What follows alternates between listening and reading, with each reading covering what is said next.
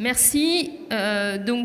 Pour cette première table ronde, donc intitulée Gilets jaunes, liberté publique et démocratie, notre idée n'est pas de revenir et de faire un bilan sur ce mouvement, puisque ce mouvement n'est pas fini, comme vous le savez, mais plutôt de nous interroger sur finalement qu'est-ce que pose ce mouvement, et notamment sur la question de la démocratie, puisque ce mouvement, dans sa forme, ses pratiques et son questionnement politique de notre société, a posé la question de la démocratie de façon centrale. Enfin, en tous les cas, on y reviendra.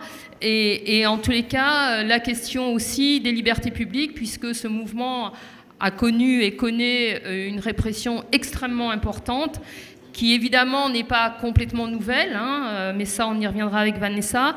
Mais en tous les cas, il nous semble qu'interroger démocratie et liberté publique, à la fois sur le fond de ce que ce mouvement est, de ce qu'il porte, mais aussi comment le pouvoir et comment finalement la société agit ou réagit à ce mouvement. Pour Attac, je rappellerai simplement aussi, si on a choisi de revenir sur ce mouvement aujourd'hui, c'est parce que Attac, dès le début du mouvement des Gilets jaunes, s'est exprimé en soutien à ce mouvement et a traduit ça par le mot d'ordre de fin du mois, fin du monde, même combat, et a porté beaucoup cette question-là. Et donc, il y a une certaine logique à ce que cet après-midi, nous abordions ce sujet. Alors, on a deux intervenantes et intervenants, donc Vanessa Codaccioni, historienne et politiste, qui a notamment publié un livre qui s'appelle « Répression de l'État face aux contestations politiques ». Et donc Ludovic Arnaud, qui est gilet jaune de la Maison du Peuple de Saint-Nazaire, mais qui est aussi militant d'Attac. Et Saint-Nazaire, c'est notamment là que s'est tenue la 2e assemblée des assemblées des Gilets jaunes. Je pense qu'elle a été aussi un événement marquant dans ce mouvement. Alors, comme ça a été dit, vous allez avoir chacun 15 minutes.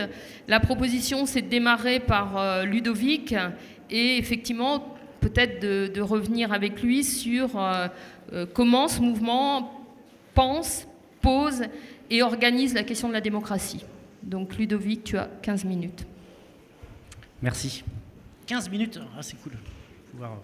Je me mets mon chrono, excusez-moi, parce que sinon, je sais que je déborde.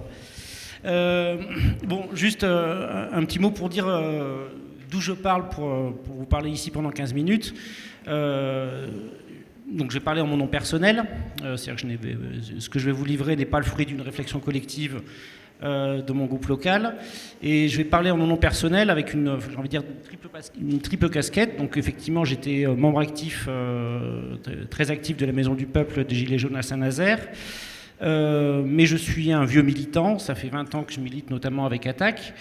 Et puis, je le dis aussi professionnellement, je suis prof, ce qui sociologiquement est complètement décalé. Je ne suis pas un vrai gilet jaune. J'aurais pu venir avec mon gilet jaune, etc., mais je ne suis pas un vrai gilet jaune. Parce que je suis quelqu'un qui est à l'aise pour parler, qui a fait des études, qui maîtrise tous les codes qui donne accès à une parole légitime dans l'espace public, et que je pense qu'un vrai gilet jaune, entre guillemets, en tout cas ce qui faisait le cœur et la spécificité de ce mouvement, c'est justement tout le contraire de ce que je suis ici. C'est-à-dire que c'est un mouvement où on a eu des centaines de milliers de personnes, de conditions modestes, avec des vies difficiles, qui n'ont pas accès à l'expression publique légitime, dont la parole est dévalorisée, voire méprisée, écartée, et c'est ça. C'est ça qui fait que ce mouvement est un mouvement tout à fait singulier. Et moi, ce que je voudrais dans la suite de l'intervention, c'est qu'on pourrait avoir des discussions un peu générales sur les questions politiques qu'ont posé le mouvement par rapport à la démocratie représentative, la vraie démocratie qui n'est pas la démocratie, qui n'est pas que la vraie, que le fait de voter tous les 5 ans, etc. Moi, je voudrais axer mon propos sur ce que j'ai vécu. Pendant 6 mois, je n'ai pas eu le temps de prendre beaucoup de recul et de hauteur. Donc je voudrais parler des réflexions que je me suis faites à moi-même dans cette expérience militante très intense à Saint-Nazaire, et que je voudrais partager notamment avec des militants d'une association qui m'est chère, qui s'appelle Attac, qui se revendique de l'éducation populaire. Et vous verrez dans ce que je vais raconter, j'essaierai de montrer un petit peu tout le chemin qui reste à parcourir. Donc j'ai dit ce que c'était qu'un vrai gilet jaune, si moi j'en suis pas un. Et tous ces gens-là qui, justement, ont été, toutes ces décennies, totalement exclus et relégués de l'espace public où se menaient les discussions politiques, ce qui s'est passé, c'est qu'ils ont débarqué sur les ronds-points et ils se sont posés là, on est là, vous connaissez le slogan, en disant maintenant, vous ne nous ferez plus rentrer et vous ne nous ferez plus disparaître de l'espace public. Et chez tous ces gilets jaunes, quelque chose qui était hyper fort, hyper marquant, hyper prenant, j'aurais plein d'anecdotes à vous raconter là-dessus, c'était justement cette envie de défendre bec et ongle toute tentative de les réécarter de cet espace public qu'ils avaient, par un événement magique, réussi à réoccuper. Une sensibilité extrême à tout ce qui est perçu de leur part comme un processus de dépossession, où on leur reprendrait quelque chose qu'ils ont réussi à reconquérir, à savoir le fait d'être présent, reconnu et écouté. Ces vrais gilets jaunes, où est-ce qu'on les trouve ? J'ai envie de dire sur les ronds-points. Et sur les ronds-points, pas dans les grandes villes, sur les ronds-points de la France profonde, pour aller vite. Et Saint-Nazaire, quelque part, on n'est pas non plus un lieu où je pense qu'on était le plus représentatif de ce point de vue-là. C'est-à-dire ce qui s'est passé à Saint-Nazaire, alors on avait quelques vrais ronds-points, entre guillemets, mais la Maison du Peuple de Saint-Nazaire, pour moi, est un hybride. Est un hybride justement entre ces deux mondes, entre le monde des vrais gilets jaunes et des traditions militantes qui se sont rencontrées, qui ont su faire bon ménage et qui ont su créer un nouvel espace. Et donc, par exemple, c'est pour ça que le collectif de Saint-Nazaire a été en mesure, je pense, d'organiser la deuxième assemblée des assemblées, qui a constitué un événement particulièrement difficile à organiser. Au départ, l'ouverture de la Maison du Peuple, c'était 60-80 gilets jaunes et une poignée de militants qui avaient déjà un engagement dans des cadres collectifs de lutte, mais on n'était vraiment pas nombreux, je veux dire, on était moins de 5. Et on s'est dit rétrospectivement, quelques semaines après, qu'en fait c'était une chance, qu'il n'y ait pas trop de militants qui se soient investis à ce moment-là, parce que sinon ça paraît à peu près certain, il y aurait eu un effet de stérilisation, et en fait on aurait empêché plein de gilets jaunes de prendre leur place, de se sentir, enfin de prendre leur place, de s'approprier le lieu et sa façon de fonctionner. Et ce qui fait que ces gens-là, ensuite, au fur et à mesure, dans les semaines qui ont suivi, où il y avait des militants qui ont venu, voyant ce qui s'y passait, qui ont venu rejoindre le collectif, et ben les gilets jaunes qui étaient là ont été capables de défendre la place qu'ils avaient prise au début et de ne pas s'en laisser compter. Et on a eu beaucoup d'endroits et de conflits qui étaient en mode t'es qui toi pour me dire ce que je dois faire, ce que je dois penser, et c'est pas parce que tu parles bien ou parce que tu as déjà de l'expérience que tu vas me dire comment je dois me comporter. Et ça, donc on a eu pas mal de conflits là-dessus, et je pense que c'était très important que justement des gilets jaunes soient capables de se poser comme ça, et ça n'est en général pas le cas. Et la spécificité de ce mouvement, c'était ça, c'était qu'on avait des gens qui défendaient leur non-éviction du débat public de manière hyper forte. Donc l'enjeu de la discussion que je voulais lancer ici, c'était justement comment, conscient de tous ces enjeux démocratiques et des enjeux de classe sociale et d'origine sociale différentes, on a des pratiques de délibération collective dans les luttes qui évitent des phénomènes de prise de pouvoir par les sachants, par les gens qui ont un capital culturel, et qui n'entraînent pas des processus d'éviction des classes populaires de ces cadres collectifs. Quand on se revendique un mouvement d'éducation populaire tourné vers l'action comme attaque, c'est un sacré défi. Et moi, ce que j'ai appris, c'est pour ça que je voulais en parler, c'est ce que ce mouvement m'a apporté personnellement en tant que militant d'attaque, justement, c'est une réflexion là-dessus où je me dis, en fait, il y a plein de choses qu'on ne prend pas en compte et qu'il faut apprendre à prendre en compte. Et le mouvement des Gilets jaunes, pour nous, pour moi par exemple, ça a été une opportunité d'avancer dans ma réflexion là-dessus. Alors, bon, ça fait déjà la moitié du temps qui est passé, le problème est posé.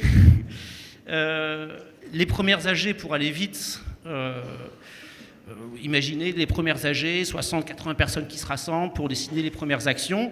Alors moi, j'avais un peu l'habitude des AG, j'anticipe les problèmes, je me propose pour essayer de l'animer, pour pas que ce soit le bazar et tout.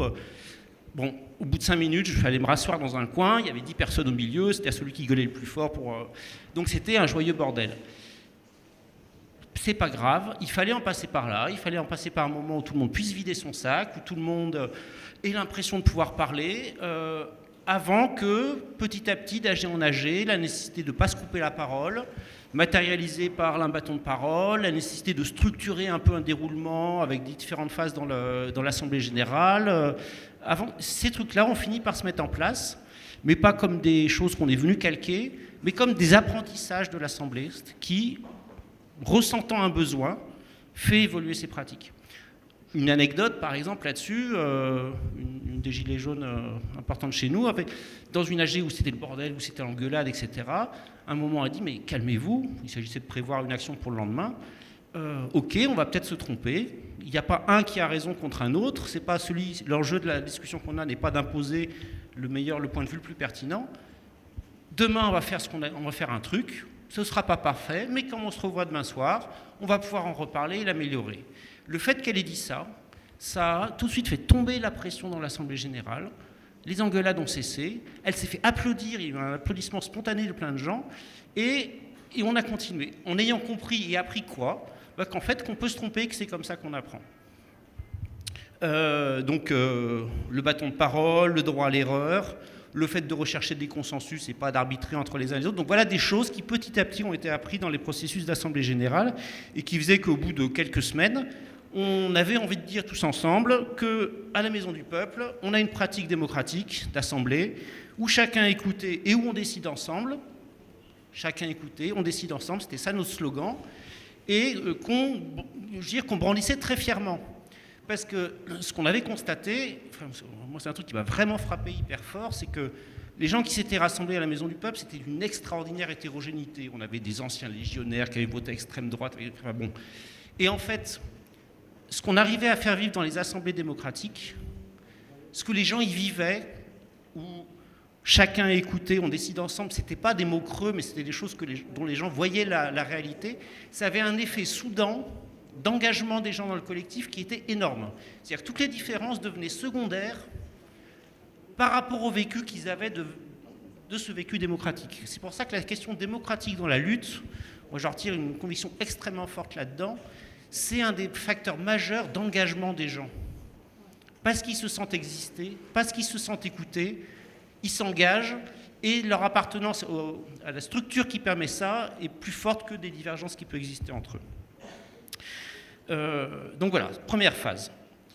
Moi personnellement, après, le truc c'était la posture que j'avais là-dedans, justement, l'enjeu n'était pas tant d'apporter des éléments de réflexion. J'ai jamais aussi peu discuté politique que pendant le mouvement des Gilets jaunes, parce que pour moi l'enjeu n'était pas celui-là, c'est-à-dire que les discussions avaient lieu, mais l'enjeu c'était plutôt, moi, quelle posture j'ai pour mettre mes compétences au service du mouvement sans prendre la place d'autres personnes et sans y prendre le pouvoir. Autre illustration là-dessus, rédaction des premiers tracts avec les revendications. Là, j'ai dit qu'il faut qu'on ait un tract avec nos exigences, nos revendications. On se dit qu'on ne va pas le faire en AG. On va faire un groupe de travail. C'était notre premier groupe de travail. Et puis le groupe de travail se réunit autour d'une table. 2-3 ordinateurs portables qui apparaissent, les gens qui sortent les cahiers pour écrire. Et puis en fait, c'était tous les intellos du mouvement qui se retrouvaient dans la salle, et c'était et toutes les autres personnes que j'identifiais comme étant des gens d'origine populaire, les vrais prolos, etc., qui étaient les plus combatifs, les plus déterminés dans le mouvement, spontanément n'avaient pas envie d'y aller. Et puis quand on faisait battre le rappel pour leur dire « Au fait, la commission, elle commence », ils ne voulaient pas y aller. Parce que c'est un endroit où ils ne se sentaient pas à l'aise, ils ne se sentaient pas légitimes, les autres avec leur ordinateur portable, etc. Donc moi, j'y suis pas allé non plus. Je suis resté avec elles, j'ai discuté avec elles, je les ai fait parler. C'est quoi tes revendications ? Ouais, Macron démission, mais pourquoi, etc. Et au fur et à mesure, en fait, j'ai eu le texte, j'ai récolté le texte du premier tract qu'on a fait. Ce tract, c'est leurs mots, c'est leurs préoccupations, et je suis sûr que ce tract, il était 10 fois meilleur que celui qu'on aurait fait avec la commission exigence, où le lieu était squatté que par une certaine catégorie. Alors, 5 minutes à peine. Du coup, moi, j'ai vécu à la fois des moments très... ça a été des mois extraordinaires, justement, pour arriver à trouver cette posture d'éducation populaire, moi j'appelle ça comme ça. Dans autre récit, quelqu'un qui me dit...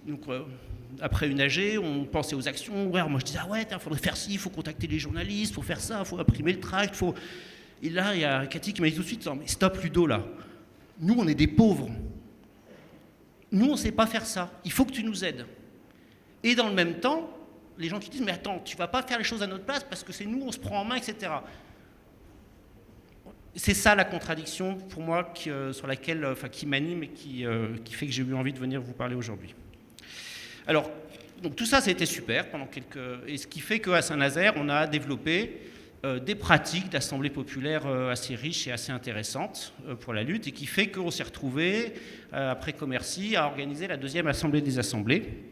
Tous les gilets jaunes ne fonctionnaient pas sur un principe d'assemblée démocratique comme ça.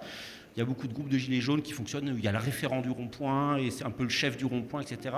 Et nous, ce qu'on voulait faire avec l'assemblée des assemblées, c'était essayer de fédérer les groupes de gilets jaunes qui cherchent à développer des pratiques démocratiques un peu sophistiquées. Alors, quand on est arrivé vers l'organisation de la deuxième assemblée des assemblées, l'espèce de super aventure qu'on vivait, où parce qu'on se donnait du temps, parce qu'on avait le droit à l'erreur, parce que tout le monde pouvait apprendre, et puis on pouvait justement, qu'il n'y ait pas de prise de pouvoir des spécialistes, on a un événement avec 800 personnes à accueillir dans 3 semaines, on n'a pas encore de lieu, etc. Ça commence à devenir hyper tendu. Et l'organisation de la deuxième assemblée des assemblées, en fait, a nécessité qu'on passe en mode gestion de projet, avec un calendrier, un rétro-planning, avec pas le droit à l'erreur. Vous vous rendez compte, si on plante l'assemblée des assemblées, c'est la catastrophe. Donc tout ce qu'il faut pour justement empêcher aux gens de se mettre dans un processus d'apprentissage. On ne peut pas se tromper, il faut aller vite. Et là, il y a eu des tensions extrêmement fortes, parce que les premiers temps de préparatifs, c'était quoi ? C'était tous les spécialistes qui se mettaient dans une salle avec leurs ordinateurs portables, avec leur planning, et tout de suite, on avait plein de gilets jaunes de la Maison du Peuple qui disaient « mais les cocos, là, nous, on fait quoi là-dedans ?» Avec un sentiment de dépossession qui était hyper fort. Et ça a pété. Et pendant plusieurs semaines, on était dans une situation très difficile où on était incapable de mener le travail collectif de préparation à cause de ça, à cause de ce sentiment un sentiment réel de dépossession. Les choses leur échappaient, ils ne le contenaient plus, ils ne faisaient plus. Alors, heureusement, 3 semaines avant, avec le pistolet sous la tempe d'organiser l'événement, on a quand même réussi à le faire collectivement. Mais ça a été un vrai problème, et dans le bilan qu'on en a tiré, il y a encore des ressentiments assez forts là-dessus sur, en fait, vous avez pris le pouvoir pendant l'organisation de l'Assemblée des Assemblées. Donc actuellement, pour conclure là-dessus, on a dépassé tout ça, on est dans un temps maintenant beaucoup plus lent, on n'est plus au cœur du mouvement, on n'a plus un seul bâtiment, la Maison du Peuple, on en a plusieurs, et les défis restent les mêmes, d'arriver à stabiliser un mode de fonctionnement collectif à l'échelle d'une agglomération avec plusieurs groupes qui doivent se coordonner.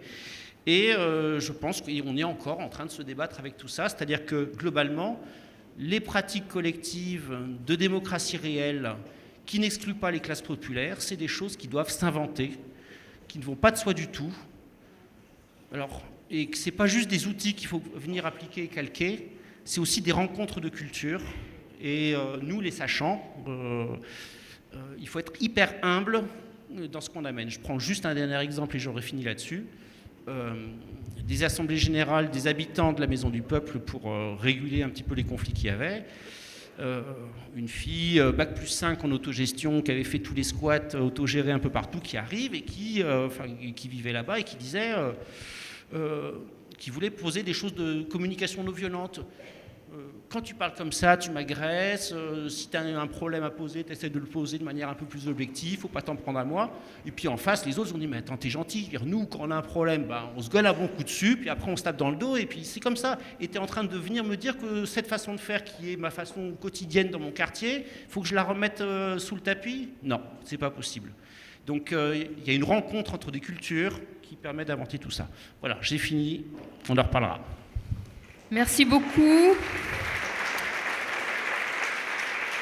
d'avoir tenu le temps. Et tu as dit que tu n'avais pas beaucoup parlé politique pendant ces mois. J'ai quand même l'impression que les questions que tu soulèves sont éminemment politiques, mais bon. Alors Vanessa, donc votre sujet un peu, c'est la tentative de dépolitisation de l'activisme militant quelque part. Et donc la question que j'ai envie de poser, c'est en quoi ce mouvement des Gilets jaunes finalement illustre votre thèse ? Bonjour à toutes et à tous. Alors effectivement, moi ça fait 15 ans que je travaille sur la répression et en fait je travaille sur la répression depuis la fin de la guerre mondiale à aujourd'hui. Donc j'ai une bonne vision de ce qu'est la répression du militantisme et des manifestations depuis la fin de la Seconde Guerre mondiale. Alors qu'est-ce que le mouvement des Gilets jaunes change ? Est-ce qu'il y a une répression spécifique à ce mouvement des Gilets jaunes et qu'est-ce que ça nous dit, la répression des Gilets jaunes ? Alors évidemment, tout de suite, la répression du militantisme, vous savez que c'est très vieux. On peut remonter au 19e siècle et même avant avec les anarchistes, la guerre froide avec les communistes. Par ailleurs, il me semble qu'il y a des liens à faire entre la répression anticommuniste de guerre froide et la répression aujourd'hui pour une raison simple, c'est que la répression anticommuniste développait un imaginaire de la répression. On essayait toujours de développer de nouvelles techniques, de nouvelles choses pour réprimer plus. Je vous donne un seul exemple. Quand les militants communistes faisaient des manifestations, elles étaient toutes interdites. Ils se faisaient matraquer, ils partaient dans les hôpitaux. Que faisait la police ? Ils allaient dans les hôpitaux pour repérer les blessés et les ficher. Ça vous rappelle quelque chose ? Voilà.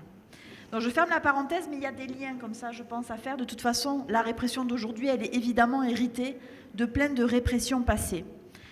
On peut penser à Vichy, on peut penser à la guerre d'Algérie, on peut penser aux années 60 et 70. Enfin, il y a toujours eu des formes de répression. Il me semble que la répression, aujourd'hui, elle se distingue par au moins 3 aspects, voire 4. Premièrement, elle touche de plus en plus d'individus. C'est-à-dire, elle ne va plus toucher seulement des activistes, des militants connus, reconnus. Elle va toucher des individus ordinaires, qu'on appelle ordinaires, des manifestantes et des manifestants, des primo-manifestants, des gens qui manifestaient la première fois et qui vont être nassés, qui vont recevoir du gaz lacrymogène, qui vont partir en garde à vue, qui vont être mutilés par la police. Donc on voit très bien que ça touche des individus au sens très large. Les filets de la répression sont très vagues. On peut citer aussi le cas des journalistes. Il y a eu beaucoup de journalistes qui ont été blessés pendant le mouvement des Gilets jaunes et ce n'est pas un hasard. Pourquoi est-ce qu'ils sont visés ? Parce qu'ils visibilisent les violences policières et la violence d'État en fait. C'est pour ça que les journalistes sont visés aussi. Donc de plus en plus d'individus sont touchés. Ce qui est important aussi, c'est de voir que, je vous ai dit, les filets de la répression s'étendent, mais on voit que les formes de la répression se diversifient et s'entassent et s'empilent les unes les autres. Qu'est-ce qu'on a vu dans le mouvement des Gilets jaunes ? Eh bien qu'en réalité, on multipliait les moyens de répression. On passe de peines à payer des amendes, à des condamnations judiciaires, en passant par des gardes à vue, des interdictions de manifester, des fichages, des mutilations, des violences policières. Et qu'est-ce qu'on voit donc ? J'ai oublié quelque chose, oui, pardon, je t'en prie. De relancer le fait que vous pouvez poser des questions. Ah oui. N'hésitez pas, parce que sinon, ça serait dommage de ne pas utiliser. Je t'en prie. Et donc, ce qui veut dire que toutes les institutions de répression sont mobilisées aujourd'hui. La justice, on le voit. La police, mais on y reviendra certainement, les services de renseignement, l'administration, peut-être aussi l'armée. L'armée est très présente dans le maintien de l'ordre aujourd'hui dans la rue. Rappelez-vous les blindés. Les blindés dans Paris, c'est symbolique, certes, mais ça dit quelque chose. L'armement policier aujourd'hui, ce surarmement policier, c'est presque un armement militaire. Des armes de guerre, ça a été dit. Donc là encore, on voit très bien qu'il y a une forme de militarisation de la police et presque une indistinction aujourd'hui des tâches entre militaires et policiers. Donc en fait, tout le monde est mobilisé pour réprimer les Gilets jaunes. En gros, c'est un peu l'impression qu'on a eue et c'est ce qui se passe en réalité. Mais la véritable caractéristique pour moi de la répression aujourd'hui, c'est la dépolitisation du militantisme par la répression. Qu'est-ce que ça veut dire la dépolitisation du militantisme par la répression ? Ça veut dire que l'État, le gouvernement, les agents qui répriment, des juges, des policiers, etc., ne vont pas reconnaître les personnes réprimées comme des militantes, des militants, ou tout simplement comme des gens qui luttent, qui revendiquent et qui ont quelque chose à dire. Ceux qui sont réprimés, pour ces gens-là, ce sont des criminels, ce sont des délinquants, ce sont des terroristes ou ce sont des fous. C'est-à-dire il y a 3 manières de dépolitiser. Dire que les manifestants ou les militantes ou les militants sont des fous, dire que ce sont des terroristes et dire que ce sont des criminels et des délinquants. Je reviens rapidement là-dessus. Une manière de dépolitiser, c'est très important, je crois, dans le cas des Gilets jaunes, c'est les discours. Il faudrait reprendre tous les discours d'Emmanuel Macron, de Castaner, d'Édouard Philippe sur les Gilets jaunes. c'est des fanatiques, c'est une foule haineuse. Ce sont des gens duquel on est complice. On est complice. Si on soutient les Gilets jaunes, on devient complice. Mais complice de quoi? Comme si toute forme de sympathie devenait elle aussi criminelle. Et ce mot de complicité a été énormément utilisé. Donc les mots ont été très importants. On a fait, par les mots, des Gilets jaunes, des criminels, des délinquants, des fanatiques. Mais il faut voir que ces mots, derrière ces mots, il y a des stratégies. Et l'une des grandes stratégies, il me semble, aujourd'hui de répression, qu'on a vue au moment des Gilets jaunes, c'est une assimilation entre militantisme, activisme et terrorisme. Alors, cette assimilation, là non plus, elle n'est pas nouvelle. Et l'un des exemples les plus puissants, il me semble, c'est l'assignation à résidence sous l'état d'urgence de militants de la COP21. Vous vous rappelez de cet événement-là? Il y a quelque chose qui se joue, à mon avis, à ce moment, c'est-à-dire un dispositif d'exception qui est pris pour lutter contre des djihadistes, contre des individus dont on pense qu'ils vont commettre un attentat des plus meurtriers, qu'ils pourraient recommencer, va s'appliquer à des militants écologistes de la COP21. Rappelez-vous aussi, sous l'état d'urgence, ce sont plus de 450 ou 500 personnes qui ont été interdites de manifester, des militantes et des militants, au nom de l'état d'urgence. Donc là, il se joue quelque chose. On applique à des activistes, à des gens qui revendiquent et qui luttent, des dispositifs antiterroristes. On le voit là. Alors dans le cadre des mouvements des Gilets jaunes, on le voit très bien dans l'utilisation des méthodes intrusives, c'est-à-dire de l'utilisation massive des services de renseignement qui ont beaucoup travaillé pour la répression. On voit la police, mais il y a tout un travail aussi des services de renseignement. Mais surtout, à quoi le voit-on? Cette application de l'antiterrorisme à la gestion du militantisme et des Gilets jaunes, au fait que la répression, elle est devenue de plus en plus préventive. Oui, il y a eu des procès qui ont été permis par des gardes à vue et des arrestations par ailleurs. Oui, il y a eu des violences policières, etc. Mais tout ce on n'a pas pu voir, mais qu'on sait.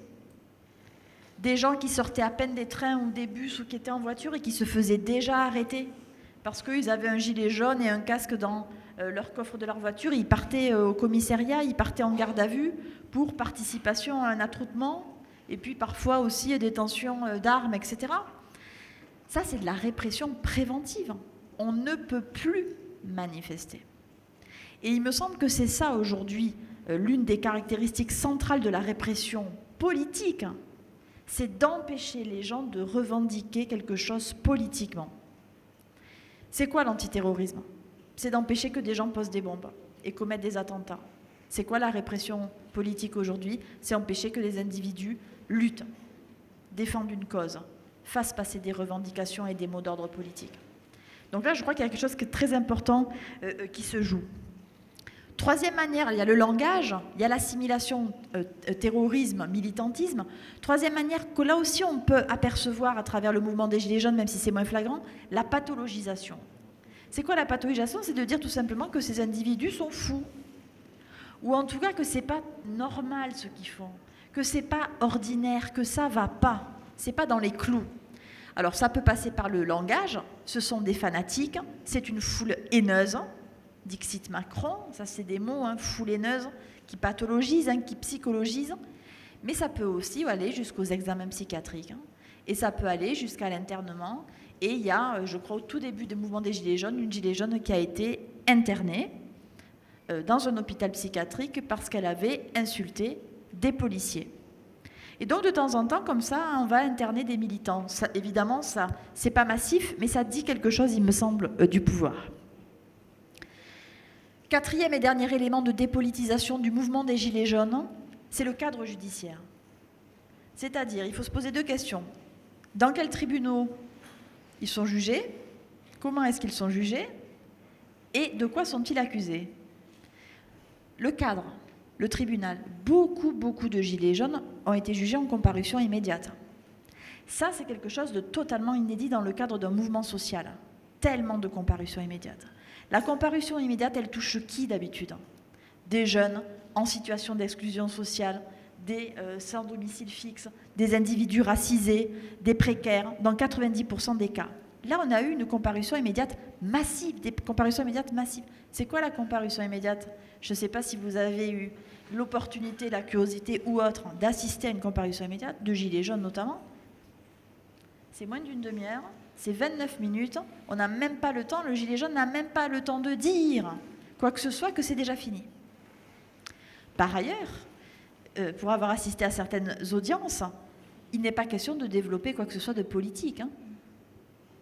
De dire j'étais là parce que je revendiquais, j'estimais que... La parole politique n'est pas possible. Et en 29 minutes dans le cadre d'un gilet jaune, mais de manière générale aujourd'hui dans les procès de militants.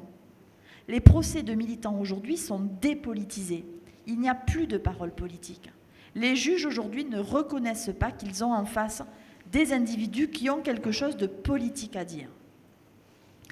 Je pourrais y revenir à la discussion si vous intéresse, mais au moins jusqu'en 81, il y avait en France la reconnaissance que parfois, dans le tribunal, oui, il y avait des ennemis politiques et pas des criminels et des délinquants. Ça n'existe plus aujourd'hui. Et pourquoi ça n'existe plus? Et ça, c'est un grand facteur de dépolitisation. C'est de quoi sont accusés les individus, les gilets jaunes, mais d'autres. Eh bien, de crimes et de délits de droit commun. Entrave à la circulation routière, outrage à magistrat, participation à un groupement. Ça, c'est quoi? Ce sont des crimes et délits de droit commun. Ce ne sont pas des crimes et des délits politiques qui ont disparu en France depuis le début des années 80.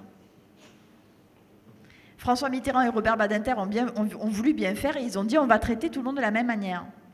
C'était bien, ça partait d'une bonne idée. Seulement, en traitant tout le monde de la même manière, eh bien, il n'y a plus d'ennemis politiques aujourd'hui en France, il n'y a plus d'opposants en France. Il n'y a que des criminels, des délinquants ou des terroristes. Donc voilà, qui dit plus de crimes et de délits politiques, dit plus de prisonniers politiques. Il n'y a plus de prisonniers politiques en France. On ne peut plus faire reconnaître qu'il y a des ennemis politiques, des opposantes ou des opposants en prison. C'est fini. C'est pareil, il n'y a que des terroristes ou des criminels et délinquants. Autre conséquence, s'il n'y a plus d'opposants dans les tribunaux, qu'il n'y a plus d'opposants dans les prisons, il n'y a plus d'amnistie politique non plus. C'est plus possible. Puisque pour être amnistié, pour avoir une amnistie politique, il faut avoir été condamné pour un crime politique, qui n'existe plus. Donc, là encore, pas possible d'avoir des amnisties. Par ailleurs, là, vous voyez que la tradition des amnisties est complètement tombée en désuétude en France. Même les amnisties sociales, on pourrait dire. Chaque fois que, à gauche, le Front de gauche ou d'autres demandent des amnisties pour des militants ou des manifestations, des activités manifestantes, c'est rejeté aujourd'hui en France. Donc ça n'est plus possible. Donc vous voyez, il y a véritablement une dépolitisation par le cadre judiciaire et par à la fois les inculpations, le tribunal, la manière dont les juges jugent et la manière dont les avocats, dont ils vont recevoir la parole des avocats. Je vous précise quand même que dans le cadre des Gilets jaunes, quelques avocats ont essayé de faire reconnaître que le grand délit des Gilets jaunes parisiens, délit d'attroupement en vue de commettre des dégradations et des violences, était un délit politique. Ils l'ont plaidé au tribunal, ça n'est pas passé. Mais on voit bien qu'il y a des avocats qui tentent de temps en temps de faire reconnaître que c'est bien politique, qu'il y a eu des motivations politiques derrière. C'est très rare. Le dernier cas, me semble-t-il, c'est un militant du NPA qui manifestait à Sivens, qui a été arrêté. Pareil, il a été accusé de je ne sais quel délit de droit commun. Et ces avocats ont réussi, en portant l'affaire à la Cour de cassation, à faire reconnaître que participer à une manifestation, c'est politique. Vous êtes d'accord que ça paraît tout à fait banal, mais en réalité, ça ne l'est pas. Aujourd'hui, dans la loi, dans le droit, et pour les juges, ça ne l'est pas. Donc voilà ce que je voulais vous dire sur les crimes et les délits politiques qui me semblaient extrêmement importants. Et je finirai sur quelque chose qui me semble aussi important, qui est quelque chose qu'on voit de plus en plus, qui caractérise la répression actuelle, c'est l'invisibilisation. Je vous le disais, on voit les procès, on voit les comparutions immédiates, on voit les violences policières, les LBD, les mutilés, oui. Mais il y a toute une répression qu'on ne voit pas et qui tend à se développer de plus en plus. Les contrôles d'identité, parfois préventifs, les arrestations préventives. Vous avez vu des arrestations préventives, vous, de Gilets jaunes, alors qu'il y en a eu des milliers et des milliers? Non. Les perquisitions, les saisies, tout ce qui se déroule au domicile des personnes, mais aussi les gardes à vue, Les gardes à vue ont été massifs de gilets jaunes. Il y a eu plus de 4000 gardes à vue, ou 5000, ou 6000, ou 8000 gardes à vue à Paris. La garde à vue, la personne, elle est isolée. Alors parfois, il y a un avocat, heureusement, il y a son avocat, mais elle est en face à face avec un policier. Et quand vous n'êtes pas habitué à la répression, eh bien, vous êtes un peu désarmé. Et la garde à vue peut être d'une extrême violence. D'une extrême violence. Une violence qu'on ne voit pas. Et je finirai par là. Il ne faut pas oublier aujourd'hui toutes les techniques des services de renseignement qui se développent et qui vont toucher de plus en plus de militantes et de militants ou de manifestantes et de manifestants. On sait qu'énormément de dispositifs qui ont été permis par la loi renseignement de 2015, c'est-à-dire pris là encore au nom de la lutte contre le terrorisme, au nom de la lutte contre les djihadistes, sont appliqués aujourd'hui à des militantes et des militants. Je vous prendrai qu'un seul exemple, c'est le cas de Bure, mais c'est un cas paroxysmique qui montre plein de choses, il me semble. Vous savez, les valises espionnes, ce qu'on appelle les IMSI catchers, c'était totalement interdit avant 2015, c'est des valises espionnes que les services de renseignement posent dans un endroit, c'est une valise qui est comme ça, et qui permet de capter aux alentours sur 1 kilomètre, capter les appels, les messages, bloquer des appels, bloquer des messages, récupérer les emails, etc. Ça, c'est permis depuis 2015 ans. En ce qui concerne la lutte antiterroriste, ça a été appliqué à Bure. Et on peut supposer que c'est appliqué dans d'autres endroits.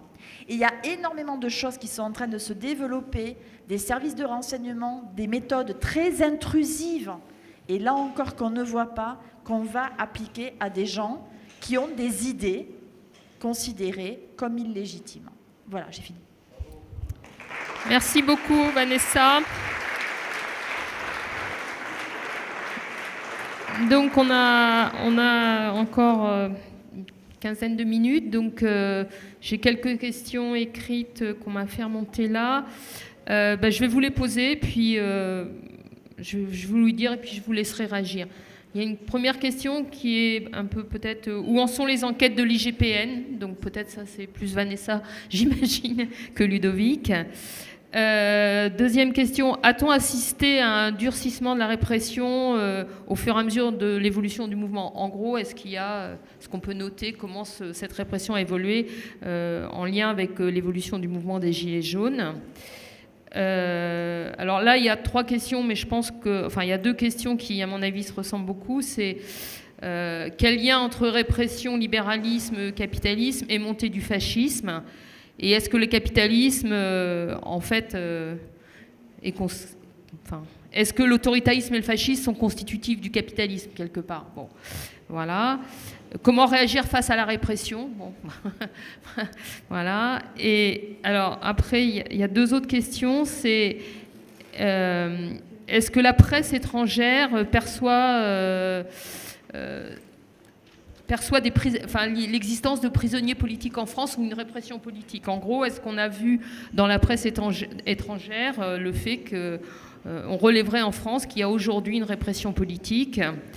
Et sinon, est-ce que cela veut dire qu'il est interdit de contester le modèle démocratique dans le pays dit des droits de l'homme? Voilà. Donc peut-être Ludovic, tu commences sur les questions sur lesquelles tu as envie de réagir. Bon, les 2 seuls sur lesquels je me sens de dire un avis éclairé, rapidement, c'est la hausse de la répression. Nous, ce qu'on a perçu, c'est en gros qu'à partir du moment où le mouvement était assez puissant pour leur faire peur, c'est-à-dire quand on était début décembre, là, quand il y avait des grosses manifs sur les Champs-Élysées où ils ont vraiment flippé, et qu'ensuite les choses ont commencé à se calmer, c'est là où la répression nous est apparue la plus violente. Et au fur et à mesure que le mouvement perdait de la puissance, on sentait que ça montait en grade en face. C'est-à-dire que des choses qui auparavant n'étaient pas faites, ils se l'autorisaient sur la fin, comme si, genre au début, face à un mouvement qui monte, la répression aurait un effet incitateur qui exciterait encore plus le truc. Puis à partir du moment où on sent qu'il y a une perte de vitesse, on se permet de taper encore plus fort et que le cercle vicieux répression qui relance le mouvement, ils avaient l'air d'être un peu rassurés là-dessus. Comment réagir face à la répression? En gros, la seule chose que je veux dire là-dessus, c'est que dans plein de groupes de Gilets jaunes, il y a des legal teams qui se constituent, qui constituent des liens avec les avocats, et qui essayent de travailler ensemble. Et là, il y a à Paris, je sais qu'il y a Ripostons contre l'autoritarisme, là, qui est une initiative qui essaye justement de rassembler un peu tous les groupes structurés autour de Legal Team pour continuer un petit peu le combat là-dessus. Voilà, très vite.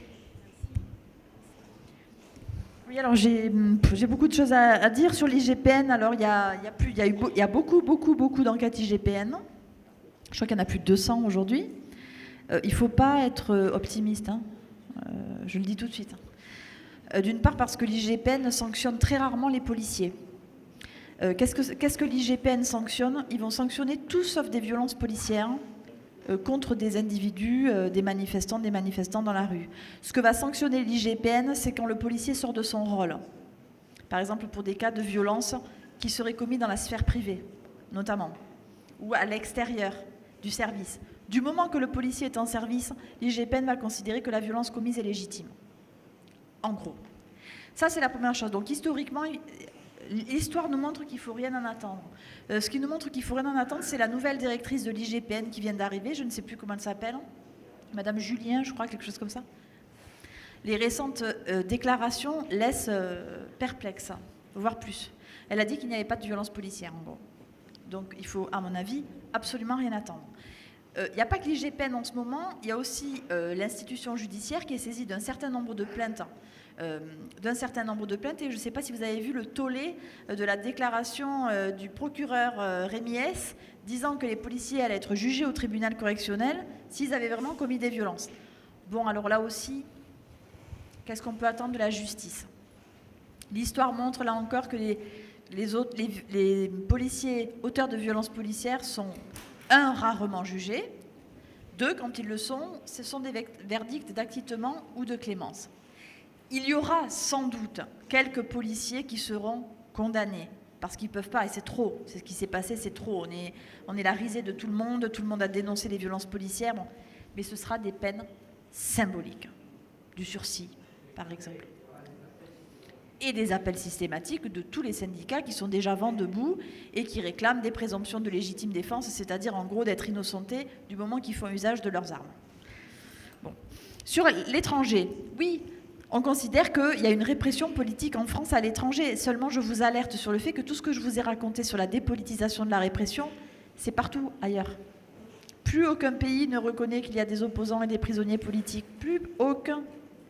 Et là, il y a quelque chose à faire, hein, mais rappelez-vous les grèves de la faim de l'IRA dans les années 70 pour faire reconnaître le statut de prisonniers politiques. Ils sont morts. En Allemagne, les militants qui se sont battus aussi pour faire reconnaître qu'ils étaient des opposants, ça ne marche pas. Plus aucun pays ne reconnaît quasiment qu'il y a des ennemis politiques. Donc ils peuvent dire, c'est bien de soutenir, mais voilà, chaque pays fait la même chose. Est-ce qu'on ne peut plus critiquer le modèle démocratique? Je crois que c'est ça en fait. Je crois que c'est même pire que ça. Je crois qu'en fait, la répression aujourd'hui, elle tend à réduire ce qu'est la politique à une peau de chagrin. On ne veut plus que les gens fassent de politique, hormis voter de temps en temps. La politique doit être réservée à une élite, hein, Macron et son gouvernement. Le reste, c'est plus de la politique. Je vous signale qu'il y a des choses très inquiétantes qui se passent. Évidemment, vous l'avez vu avec la loi anti-casseurs. Je vous signale quand même qu'il y a quelques mois, il y a eu une proposition de loi des Républicains pour interdire toute grève qui serait politique. C'est quoi une grève non politique? 1, je ne sais pas. Je ne sais pas ce que c'est. 2, ça dit quelque chose là aussi. Loi anti-casseurs, donc loi anti-manifestation, loi anti-grève, etc., etc. La politique se réduit. Comment réagir face à la répression? Je vais très vite, hein. Bien choisir son avocat, ne surtout pas parler à la police. Ne rien dire le moins possible et évidemment essayer de politiser si on en a envie, c'est-à-dire bien expliquer qu'on est là pour des raisons politiques en sachant que c'est coûteux, je le dis. Ça coûte aujourd'hui de dire qu'on a fait des choses politiquement parce que ça peut être un sacrifice de le dire. Ça peut amener à des sanctions plus sévères aux tribunaux notamment. Donc bien réfléchir à ça, mais je pense qu'il faut avoir quand même cette question-là en tête. Voilà, et puis sur le capitalisme et le fascisme, alors vous savez, il n'y a pas besoin de capitalisme et de fascisme pour avoir de la répression. Tous les États se sont construits sur la répression, tous. Tous les États modernes. France, Angleterre, États-Unis, Russie, tous les États. Le capitalisme accentue ça. Le capitalisme accentue la répression. Mais en réalité, la répression a toujours été là. Mais ce cas, c'est qu'elle se voit plus aujourd'hui, me semble-t-il. Merci. Donc, il y a une deuxième série de questions et il y en a plusieurs qui sont adressées directement à Ludovic. Donc, tu vas les formuler en même temps que tu vas y répondre. Il y a énormément de questions. C'est dur de vouloir répondre à toutes là, dans le temps qui nous reste. Donc, comment concrètement la rédaction du tract par recueil des propos de la militante Gilets jaunes a-t-elle pu se faire ? Et comment concrètement la contradiction entre l'inexpérience des Gilets jaunes et les contraintes de délai d'organisation de l'Assemblée des Assemblées ont été surmontées, concrètement soulignées. Alors, sur la contradiction là, pour l'organisation de l'Assemblée des Assemblées entre l'inexpérience et les délais, non, ça n'a pas été surmonté du tout, et ça a expliqué les conflits qu'on a eus avant, pendant et après. Ce que j'espère juste, c'est que les prochaines assemblées sont capables d'anticiper ça et seront moins sous la pression qu'on l'a été pour être capables justement de se donner du temps pour exclure personne. La rédaction du tract, je détaille juste un petit peu. Je me suis assis à la table avec elle. Je leur ai dit, et vous, les revendications, c'est quoi ? On n'en a pas. Ah si, Macron démission. Pourquoi tu veux que Macron démissionne ? Elle m'a dit, nous on a marre, on veut vivre, pas survivre. J'ai noté, on veut vivre, pas survivre. Je lui ai dit, concrètement, ça veut dire quoi ? Les fins du mois difficiles, et puis aussi l'hôpital. Et en fait, elle m'a tout dit. Enfin, je veux dire, le processus, il est simple. Il suffit juste de parler, de poser les questions, de noter, de dire, voilà ce que j'ai noté. En fait, le truc qui marchait, en fait, c'est qu'elles étaient plusieurs, elles se parlaient. Je notais, et puis à chaque fois, je me posais en disant, tiens, en fait, j'ai noté ça. Est-ce que vous vous y retrouvez ? Et le fait de lire, elle dit, ah oui, et puis du coup, ils avaient envie de continuer. C'est-à-dire que le fait que leurs paroles apparaissent notées, les mettait en confiance pour continuer à développer cette parole à partir de ce qu'elles avaient déjà dit. Et au final, c'est comme ça qu'elles ont rédigé le tract. Une deuxième vite fait dans la foulée, puis après je repasse la parole. Quelle était la place des leaders dans le mouvement des Gilets jaunes ? Maxime Nicole, Drouet et compagnie, à quoi ont-ils servi ? Qui ont-ils servi ? Point de vue personnel. Moi, je pense qu'ils ont servi à quelque chose, même s'ils ont après, par exemple, dans le mouvement chez les Gilets jaunes qui étaient dans l'Assemblée des Assemblées, ils étaient assez décriés, il y avait beaucoup de réserves à leur rencontre. Moi, je pense qu'ils ont servi au mouvement à exister dans un premier temps quand les cadres collectifs n'existaient pas. Et qu'au fur et à mesure que des cadres collectifs se développent parce que les gens apprennent à faire vivre ces cadres collectifs, le rôle de ces leaders devient moins important, voire éventuellement devient contre-productif parce qu'effectivement ils accaparent un pouvoir et empêchent des choses plus démocratiques. Voilà. Moi je suis pour un truc un peu, ils ont joué leur rôle, ils ont été utiles. Il ne faut pas leur jeter la pierre systématiquement. Après il faut qu'ils acceptent de jouer le jeu du collectif quand ce jeu-là est en place. Voilà pour des premières réponses. Sur le... Est-ce que la neutralisation de l'extrême droite dans le mouvement des Gilets jaunes a un rapport avec l'exigence de démocratie ? Vous avez 3 heures. Alors, moi, ça va être une réponse très partielle. C'est-à-dire que ce que je disais, le fait de se retrouver ensemble, d'exister ensemble, de débattre et de délibérer ensemble, était plus fort que les différences. Et je pense qu'il y avait plein non pas de militants, mais des gens qui pouvaient avoir des idées ou des sympathies idéologiques avec l'extrême droite, qui ne voulaient pas mettre ça sur la table parce que ça aurait divisé, tout simplement. Je pense que c'est réel et qu'ils continuent d'avoir leur position, leurs convictions, mais que c'était des choses qui faisaient passer au deuxième plan et que c'était pas ça qui comptait pour eux dans le mouvement. Et de fait, ça n'occupait pas de place. Et de fait, ça laissait de la place pour avoir plein de discussions sur les questions sociales. Et du fait, ça faisait évoluer tout le monde dans la bonne direction. Moi, je pense que c'est ça qui s'est passé au cœur du mouvement. Après, ceux qui n'étaient pas dans le mouvement, ceux qui étaient spectateurs et qui soutenaient, n'ont pas vécu la même chose, n'ont pas évolué de la même façon. Et sans doute que les idées d'extrême droite ont gardé plus de place chez les sympathisants larges des Gilets jaunes. Oui, je réponds sur la question, est-ce qu'il n'y a pas un risque avec la multiplication des juridictions administratives par rapport aux juridictions judiciaires ? Je dirais que l'un des grands risques aujourd'hui en matière de répression, c'est le pouvoir pris par les préfets et l'administration de manière générale. C'est immense, on ne s'en rend pas compte, mais c'est immense. Avec la répression antiterroriste, on a donné de plus en plus de pouvoir aux préfets, qui peuvent assigner, perquisitionner, qui peuvent interdire des manifestations, enfin... Dans le cadre de l'antiterrorisme, sauf qu'on voit très bien que, là encore, je répète, je suis désolée, mais dans le cadre de la gestion des Gilets jaunes, comme dans le cadre de la gestion de certains militantismes, c'est le préfet qui commence à avoir plus de pouvoir. Dans la loi anti-casseurs, Là, vous savez qu'il y a une disposition qui a été supprimée, celle d'interdire d'interdire des individus de manifester. Pour l'instant, ça a été censuré. Ils y reviendront, ne nous inquiétons pas certainement. Qui pouvait interdire des personnes de manifester? Le préfet. Donc, de manière générale, pourquoi le préfet? Parce qu'il dépend directement du ministère de l'Intérieur. Donc, ça part du ministère de l'Intérieur, ça arrive au préfet, ça arrive directement sur le terrain. Un juge, les juges sont répressifs. Il ne faut pas se mentir. Et dans le cas des Gilets jaunes, on a bien vu que les juges étaient très répressifs. Mais un juge, il restera toujours plus indépendant du pouvoir politique que le préfet. Et ça, j'en suis certaine. Donc pour moi, c'est un très grand risque. Pourquoi pas un contre-tribunal pour juger, je pense, les membres de la répression ou les mesures de répression? Alors vous savez que l'une des premières personnes à évoquer ça, c'est Cohn-Bendit, en 68, qui voulait un tribunal pour juger la police. Et cette idée a été reprise par Sartre dans les années 70. Ça n'a jamais marché, on l'aurait su. Mais en tout cas, l'idée de juger les membres ceux qui commettent la répression par un tribunal populaire, c'est très ancien. Je suis contre. Et je vais vous dire pourquoi. Parce qu'en fait, les policiers n'attendent que ça. Ils n'attendent qu'un tribunal spécial pour eux, où ils mettraient des membres de l'IGPN, un ou deux juges un peu complaisants et des membres de je ne sais pas quoi. Je vous signale que, par exemple, c'est ce qui est fait pour les hommes et les femmes politiques aujourd'hui. Vous connaissez la Cour de justice de la République. C'est ceux qui jugent les membres du gouvernement s'ils commettent des fautes. Si un membre du gouvernement est accusé de quelque chose et qui doit être jugé, c'est la Cour de justice de la République qui va s'en charger. C'est qui? C'est des hommes et des femmes politiques qui jugent. Des hommes et des femmes politiques. Ce serait la même chose. Donc non, il faudrait tout faire pour que les policiers soient jugés par les tribunaux ordinaires. La non-violence, oui à la non-violence. Comment expliquer le silence des élus politiques et pas que ceux de la majorité? Eh bien, je ne sais pas. En fait, moi, j'ai été assez écœurée, pour être parfaitement honnête, de la récupération politique des violences, de la répression et des violences policières par tout un tas d'élus, de droite, de gauche, etc. Pourquoi je dis que j'ai été un peu écœurée? Parce qu'en réalité, au pouvoir, ils font tous la même chose en matière de répression aujourd'hui, et que les lois répressives, les lois sécuritaires, elles sont proposées tout autant par la droite que par la gauche, gouvernementale, j'entends, et votées par la droite et par la gauche.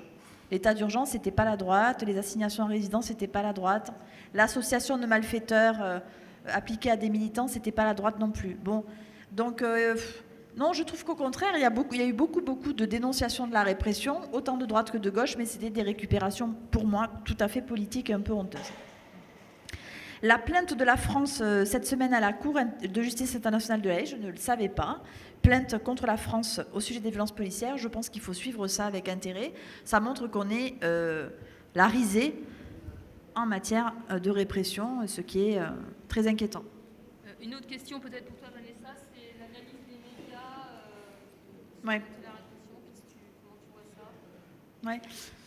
Alors oui, j'ai pas répondu tout à l'heure à la question, c'est est-ce qu'il y a eu un changement de répression au fur et à mesure? Oui, clairement, ils se sont adaptés, la répression s'adapte. Vous savez, les militants s'adaptent à la répression et la répression s'adapte aux militants, ça c'est des cycles bien connus. Et ce qui s'est développé, très rapidement, c'est la répression préventive. Quand ils ont vu qu'ils n'arrivaient pas à gérer le mouvement des Gilets jaunes, ils ont décidé d'empêcher le mouvement des Gilets jaunes. Voilà, c'est ça qui s'est vu assez rapidement et notamment en décembre. Sur les médias, alors les médias, traitement catastrophique du mouvement des Gilets jaunes par les médias au début du mouvement, avec à la fois au début un misérabilisme, un populisme, j'oserais dire un mépris, un racisme de classe, moi je trouve, qui était vraiment pour certains insupportable. Et puis très vite, une focalisation sur les casseurs, c'est-à-dire sur la violence que le mouvement pouvait entraîner. Sauf que, je ne sais pas si vous avez remarqué ça, mais à la fin, ils ont quand même été obligés de faire tout un truc sur les violences policières. Le sujet est devenu tellement énorme, le nombre de blessés, de mutilés, le nombre de cas est devenu tellement important que même BFM TV a fait des journées entières sur les violences policières, ce qui est du jamais vu, malgré tout. Donc, il me semble que là encore, le mouvement des Gilets jaunes a forcé les médias à un peu changer leur ligne éditoriale et moi, j'aurais très sincèrement pas cru au début. Voilà.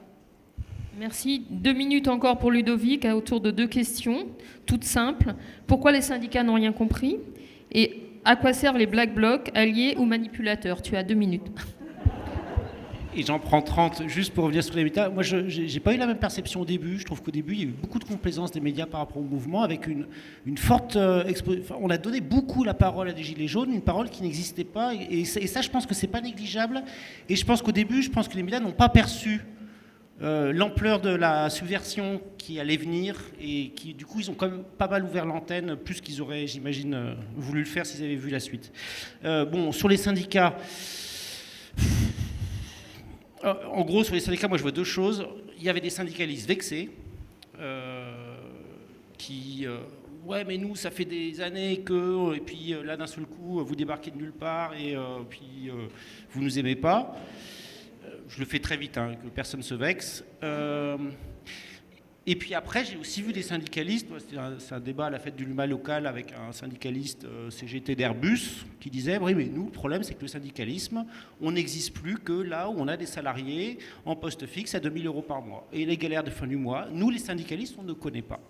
Et il disait pourquoi son syndicat était passé à côté du truc avec une excellente honnêteté. Et je pense que c'est des syndicalistes comme ça qui vont permettre au syndicalisme de se revivifier. Les Black Blocs. Et alors sur les Black Blocs, alors là aussi, bon, moi je suis un bisounours non violent, au fond de moi je suis comme ça, il n'y a pas de problème. Là, sur la désobéissance civile non violente, ce serait mon mode d'action. Après, honnêtement, je ne sais pas quoi penser de toutes ces histoires parce que, je veux dire, quand le pouvoir il a eu peur, c'est quand il y avait des milliers de personnes qui ravageaient les Champs-Élysées. Ça n'a pas été le nombre qui a fait peur au pouvoir. Je veux dire, des manifestations avec 10 fois plus de personnes que le mouvement des Gilets jaunes, il y en a eu avant, c'est pas ça qui lui a fait peur. Et pourtant, il a eu réellement peur au mois de décembre, plus qu'il n'a jamais eu peur depuis toutes les années précédentes.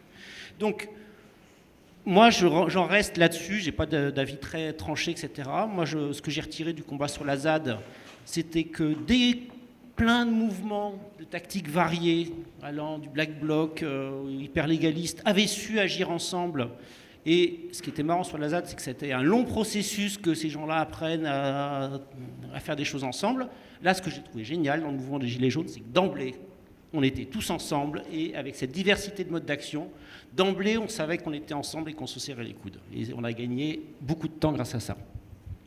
Écoutez, non, c'est fini pour cette première table ronde et j'imagine bien qu'il y a beaucoup de frustration. Mais vous pouvez écrire derrière les contributions. Adeline fait des gestes, voilà. Donc n'hésitez pas à mettre vos contributions sur ce débat-là comme sur d'autres débats de l'après-midi. En tous les cas, un grand merci et à Ludovic et à Vanessa. Je pense que ça a été vraiment de grande qualité. Merci beaucoup.